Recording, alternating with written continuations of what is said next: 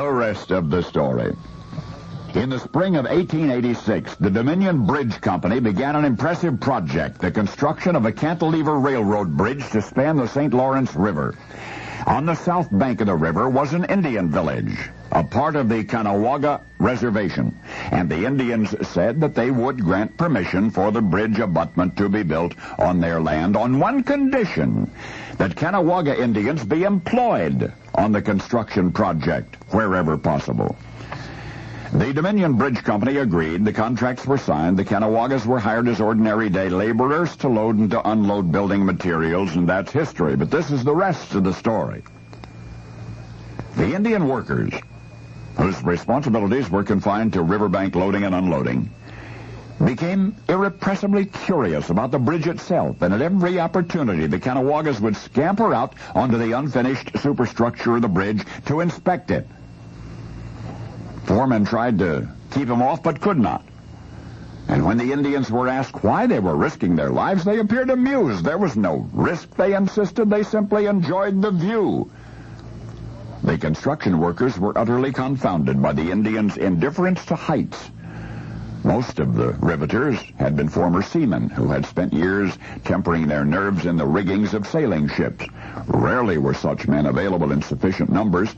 On the other hand, these Caughnawaga Indians, compelled by mere curiosity, would stroll out onto the narrowest, highest spans of that incomplete bridge just as calmly as though they were walking a forest path.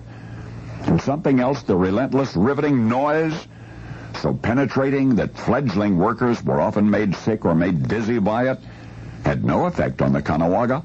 They seemed impervious to the deafening clatter. In other words, the Indians were natural-born bridgemen.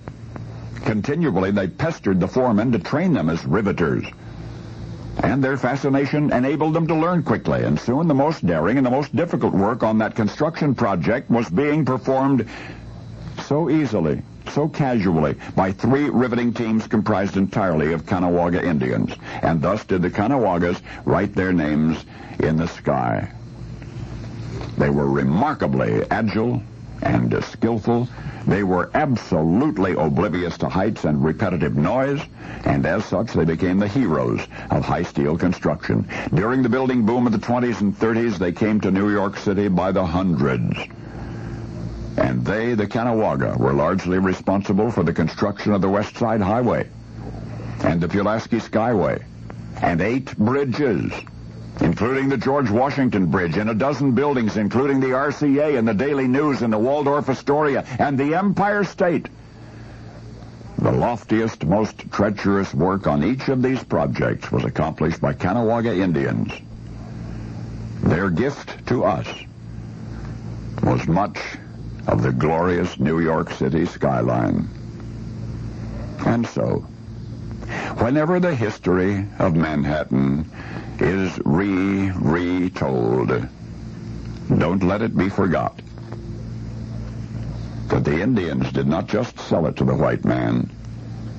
They built it for him. And now you know the rest of the story.